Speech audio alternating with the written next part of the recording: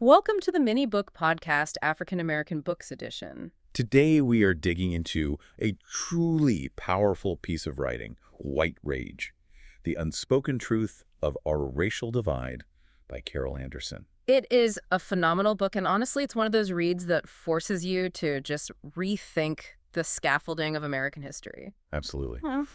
But before we get started, we have a quick note for everyone listening. Yeah. While the voices you are hearing belong to AI, the content we're about to discuss is derived directly from the book itself. And we feel this is a great way to learn about African American history and make some really complex, topics more accessible.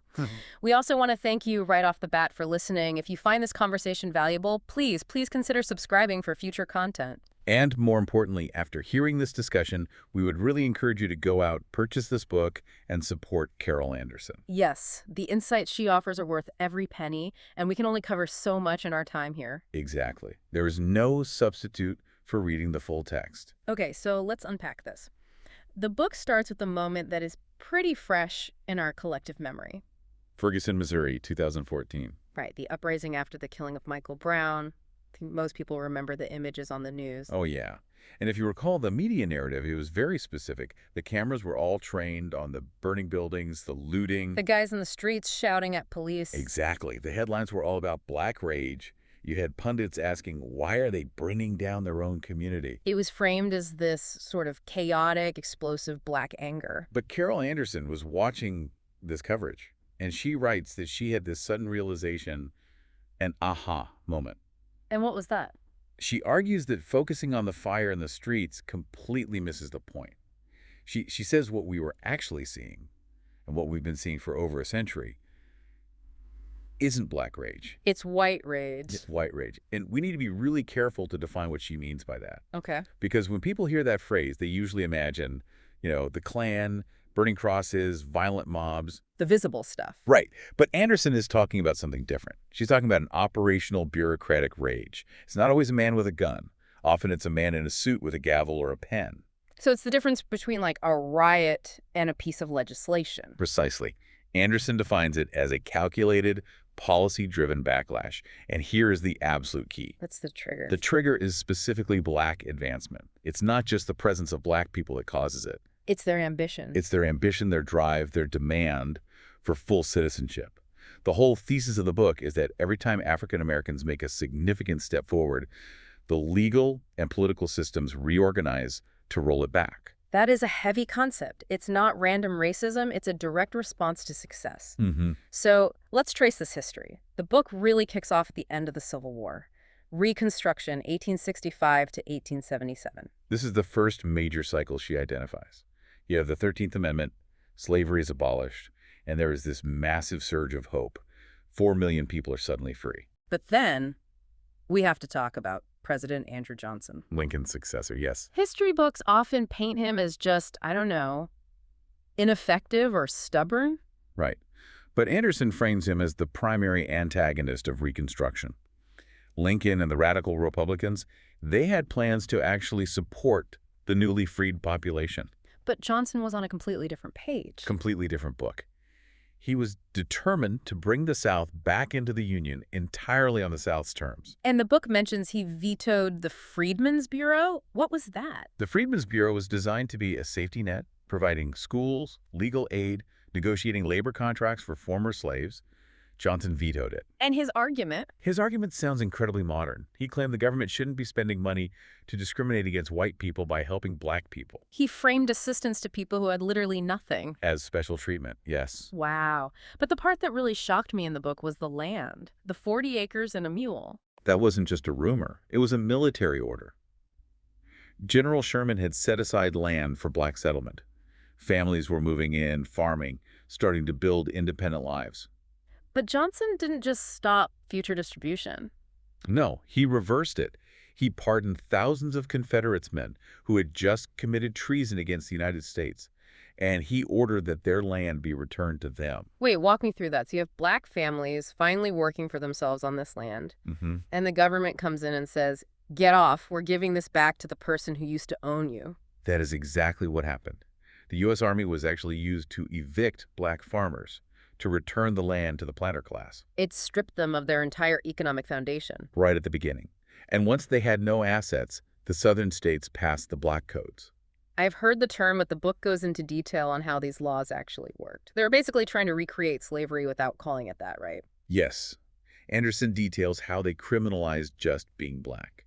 The most devastating tool was the vagrancy law. So what did that mean exactly? Basically, if you were a black man and you couldn't prove you had a job, usually through a contract with a white planter, you were declared a vagrant. You were arrested. And if you can't pay the fine? The court would auction off your labor to a white person who would pay the fine for you. So you're forced to work for free, under guard. That is slavery. It is slavery by another name. Mm-hmm. But there's one specific part of the Black Codes that Anderson highlights, which is just gut-wrenching. What's that? The apprenticeship laws. This was about the children. It was. State courts were given the power to look at black families, and if they decided the parents were unfit, which usually just meant poor, the court could take the children away. It's just test. Seize them. Right. And then, this is the bureaucratic rage part, the courts would assign those children as apprentices to their former masters. The law often specifically stated that the former owner had first preference. So you survive slavery, you're finally free, and a judge signs a piece of paper that sends your kids right back to the plantation you just left. It's a hard-to-even process. It effectively dismantled the black family unit right at the start of freedom. And the Supreme Court eventually let most of this stand. They did. They neutered the 14th and 15th Amendments, leaving black citizens unprotected. This set the stage for Jim Crow. Which brings us to the next major trigger for this rage, the Great Migration. Right. We're moving into the early 20th century now. Conditions in the South were unbearable. Sharecropping was basically debt peonage, and there was the constant threat of lynching. And then World War I hit. And northern factories need workers. African Americans saw this was their chance. They started leaving the South by the millions. Now, logically, you'd think the South would be happy to see them go, you know, good riddance, right? You would think. But this goes back to the economics. The Southern economy relied on that cheap, almost free labor. So when that labor force starts buying train tickets to Chicago and Detroit, The white power structure panicked. Anderson describes it like an iron curtain falling over the South. what specifically did they do to stop people from leaving? It was coordinated. Mayors passed ordinances to ban labor agents recruiting for northern factories. They banned newspapers like the Chicago Defender, which was publishing train schedules. But it got more physical than that. Oh, yeah. Police would go to train stations and just arrest black people waiting on the platform. On what charge? Vagrancy again. Or loitering. Anything to keep them from getting on that train. Yeah. They literally tried to turn the South into a prison. But people did get out. They made it to places like Detroit. But as Anderson points out, the North wasn't exactly the promised land. Not at all. And this brings us to the story of Dr. Ossian Sweet. This is a really powerful case study in the book. It really is. It's 1925. Dr. Sweet is a brilliant, successful black physician. He's achieved the American dream. He buys a home for his family in a nice neighborhood in Detroit. A white neighborhood. A white neighborhood. And he knew the risks. So when he moved in, he brought guns. He brought his brothers and friends to help guard the house. And what happened? The second night they were there, a mob gathers. Hundreds of white people surrounding this little bungalow. They're throwing rocks, smashing windows. And the police. They're there, just watching. The people inside the house are huddled on the floor, glass shattering around them, convinced they're about to be killed. So they defend themselves. Someone inside the house fires a shot. A white man outside is killed. Yeah. And the police immediately rush in, not to arrest the mob, but to arrest Dr. Sweet and everyone inside. They're charged with murder. Charged with murder. And this just highlights a massive double standard. We have this idea in America called the castle doctrine. A man's home is his castle. The right to defend it. Exactly. But Anderson argues that the castle doctrine has historically been whites only. The prosecutor argued that Dr. Sweet was the aggressor, just by having the audacity to move into a white neighborhood. His success was seen as a provocation. Wow, it's unbelievable. Fast forward to the 1950s, and we see the next massive trigger, Brown v. Board of Education in 1954. A landmark victory. The Supreme Court says separate is inherently unequal. A victory that triggered what Southern politicians explicitly called massive resistance. This wasn't a fringe movement. No, this was state governments. Anderson details the Southern Manifesto, signed by over 100 congressmen, all pledging to defy the Supreme Court. And the most heartbreaking example of this was in Prince Edward County, Virginia. This is a part of history that often gets glossed over. Prince Edward County was ordered to integrate their schools. So instead of doing that, They shut down the entire public school system. the entire system, they locked the doors in 1959, kept them locked for 5 years, until 1964. 5 years? What happened to the kids? Well, the white community, using state grants, organized private segregation academies for their children. So white education continued. But the black children? They were locked out. Some were sent away to live with relatives, but many just didn't go to school for 5 years. Anderson calls them the lost generation. Their futures just derailed. All because the state would rather destroy public education than integrate it. And while this was happening, the South also launched a legal war against the NAACP. They used a legal concept called barratry. Barratry. Can you break that down? It's an old, obscure term for stirring up litigation. Right. Basically, ambulance chasing. Okay. Southern states weaponized it. They accused the NAACP of barratry for finding plaintiffs to challenge segregation. They arrested their lawyers, demanded their membership lists, and just tied the organization up in court for years. It was a bureaucratic attempt to disarm the whole movement. Exactly. Eventually, though, the movement wins. We get the Civil Rights Act of 1964, the Voting Rights Act of 1965. Jim Crow is legally dead. Legally, yes. Uh. But Anderson argues this is where white rage adapts. It gets more sophisticated. You couldn't use overt slurs anymore.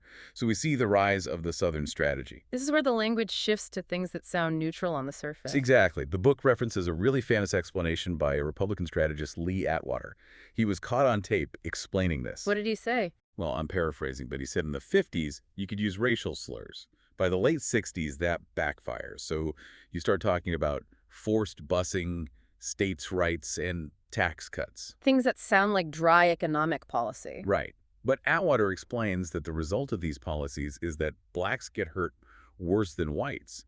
It lets you suppress black advancement without ever mentioning race. And the most damaging application of this was the war on drugs?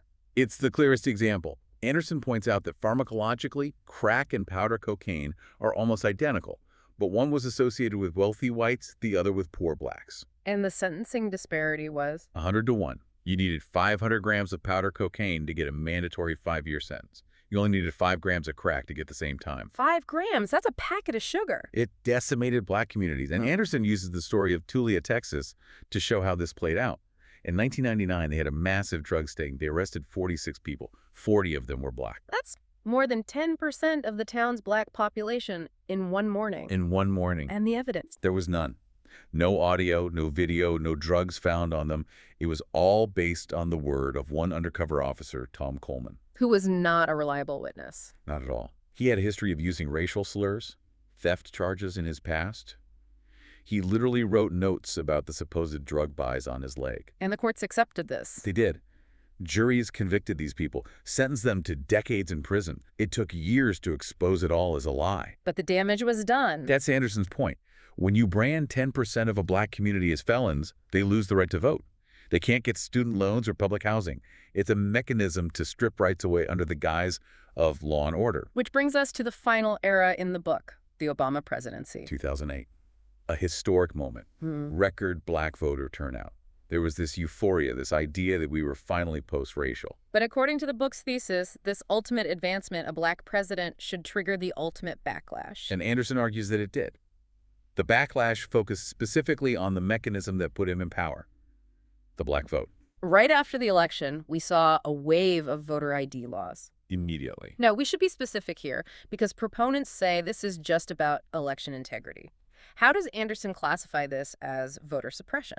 Because of the precision. It's not just show an ID, it's show this specific type of ID. She notes that in Texas, a concealed carry license, more common among white voters, was accepted. But a state university student ID was not. Exactly, which is more common among young, diverse voters. The laws were surgically crafted to include one demographic and exclude another. It's a modern poll tax. It costs time and money to get the right documents. That is the argument. And then there was just the rhetoric. The birther movement, the shouting of "you lie" at the State of the Union. It felt like the respectability of the office itself was stripped away. And this fear, this idea that they are taking over it, culminated in the tragedy of Dylan Roof. In 2015, he walked into the Emmanuel AME Church in Charleston and murdered 9 black parishioners. And his stated motivation links directly back to this concept. It does. He didn't say he was there because of crime or anything like that. He said, you are taking over our country. That sentiment, that black advancement is a form of theft that must be stopped, that's the DNA of white rage. So we've looked at 150 years, from the black codes to the ballot box. The pattern is, it's undeniable. Every step forward meets a wall of bureaucratic resistance. And Anderson's conclusion is that we have to see the wall to dismantle it. We focus so much on the loud racism that we miss the quiet laws that do the real damage. This leaves me with a big question, though. If the trigger for this rage is advancement success, ambition, what happens next? As technology and economics shift, if the black community finds new ways to advance, are we going to see a whole new set of bureaucratic hurdles that we can't even imagine yet? That is the frightening question. If history is the predictor, the answer is yes, unless we actively choose to break the cycle by recognizing these policies for what they are. It is a lot to think about. We want to thank you for joining us on this mini book podcast, African American Books Edition. This was a heavy one, but an important one. Definitely. And again, please go out and buy White Rage by Carol Anderson. We've only scratched the surface of the research she has compiled. Support the author and read the full text. If you enjoyed this breakdown, please subscribe and tell a friend about the show. And we want to hear from you. Drop a suggestion in the comments. What book should we cover next? What history do we need to unpack? We're listening. Thank you for subscribing and listening. We'll catch you next time.